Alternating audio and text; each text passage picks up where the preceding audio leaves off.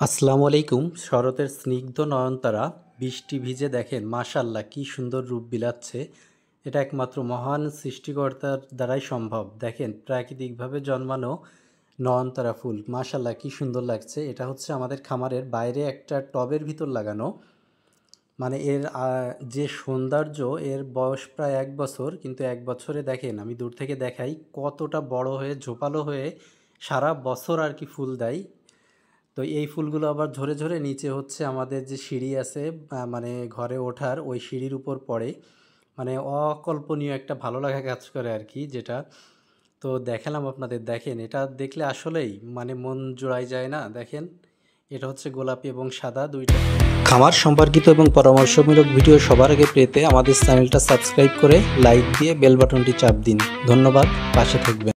আসসালামু আলাইকুম প্রিয় খামারি ভাইরা, আমাদের যে লাল লেয়ারগুলো আপনারা দেখতে পাচ্ছেন, এদের প্রায় আমি ৩ সপ্তাহ যাবৎ কোনো ভিডিও দেই না। কারণ হচ্ছে আপনাদের বলেছিলাম যে এদের পিক টাইম যখন আসবে তখন হচ্ছে আমি একটা ভিডিও করব ইনশাআল্লাহ।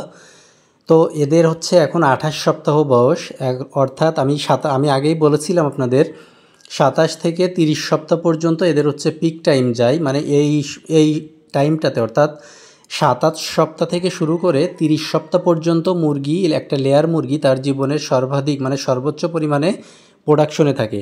তো আলহামদুলিল্লাহ আমাদের এই মুরগিগুলো হচ্ছে এখন 97%, মানে প্রায় ৯৭%-এর মতো ডিমে আছে আর কি।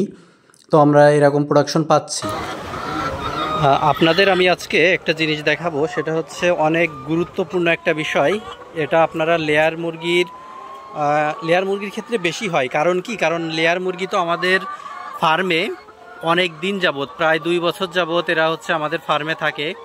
২ বছর না থাকলেও ২০ মাস পর্যন্ত তো থাকেই, ২০-২২ মাস পর্যন্ত থাকে। তো সেক্ষেত্রে ব্রয়লার বা সোনালি এগুলো তো ১ মাস মেয়াদি। ওদের হচ্ছে পাত্র তো মুরগি বিক্রি করার পরে ১-১.৫ মাসের ভিতর পরিষ্কার করা হয়। কিন্তু আমি আজকে আপনাদের একটা জিনিস দেখাবো, সেটা হচ্ছে লেয়ার মুরগির আপনারা ফ্লোরে পালন করেন বা খাঁচাতে পালন করেন, সেটা যেভাবে পালন করেন না কেন এই সমস্যাটা আপনাদের হবে এবং এটা আপনাদের সেইভাবে মেনটেন করতে হবে। সেটা হচ্ছে এই যে দেখেন আমার খাবারের পটটা, এটা কয়েকদিন পরিষ্কার করা হয় না, এটা খেয়াল করা হয় নাই বা করে। এই যে আমি ভিতরটা দেখাই আপনাদের, দেখছেন এই যে মানে ছত্রাকগুলো জমে আছে এই যে চতুর্থ সাইডে।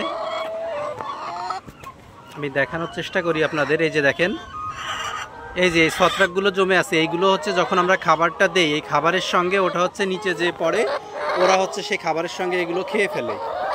তো এটা যখন খাবে তখন হচ্ছে ওর পাকস্থলিতে সমস্যা হবে, খাদ্য হজমের সমস্যা হবে, তারপর হচ্ছে আপনার পায়খানা, এই হজমের সমস্যা হলে তো পায়খানার সমস্যা হবেই, তারপরে সালমোনেলার সমস্যা হবে, অন্যান্য মানে সমস্যা এটার থেকেই সৃষ্ট হয়। সুতরাং এটা হচ্ছে মানে এই ব্যাকটেরিয়াটা কোনোভাবেই জমতে দেওয়া যাবে না, এটা হচ্ছে পরিষ্কার করে দিতে হবে। হ্যাঁ, এটা আমরা পরিষ্কার করি নিয়মিত, কিন্তু আমাদের হচ্ছে এই কয়েকদিন কাজের একটু চাপ, আমাদের অন্যান্য কাজের জন্য আমরা এটা হয়তো বা খেয়াল করা হয় নাই।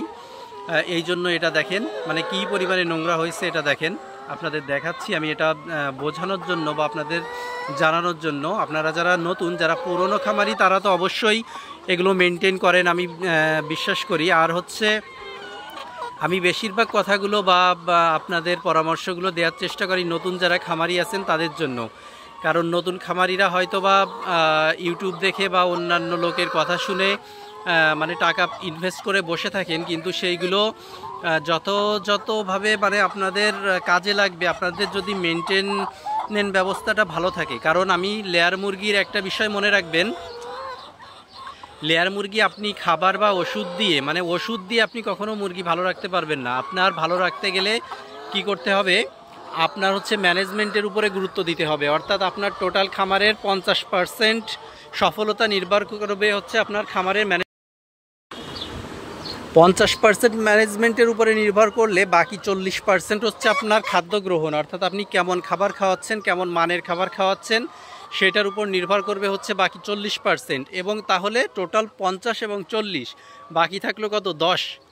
আপনি ওষুধ দিয়ে ওই 10% হচ্ছে মুরগিকে সুস্থ রাখতে পারবেন। অর্থাৎ ওষুধ দিয়ে আপনি মুরগিকে সুস্থ রাখবেন বা ওষুধ দিয়ে খামার পরিচালনা করবেন, এটা আসলে মানে একদমই বোকার স্বর্গে বাস করা। আপনার মেনটেনেন্স ব্যবস্থা, বায়োসিকিউরিটি এইগুলো যদি আপনি ঠিক রাখতে পারেন, আপনার খামার ঠিক, এটা নিশ্চিত থাকতে পারেন। আর দ্বিতীয়ত হচ্ছে ওদের ভ্যাকসিনেশন। লেয়ার মুরগির প্রত্যেকটা ভ্যাকসিন আপনার শিডিউল অনুযায়ী কমপ্লিট করাবেন, ম্যানেজমেন্ট ঠিক রাখবেন।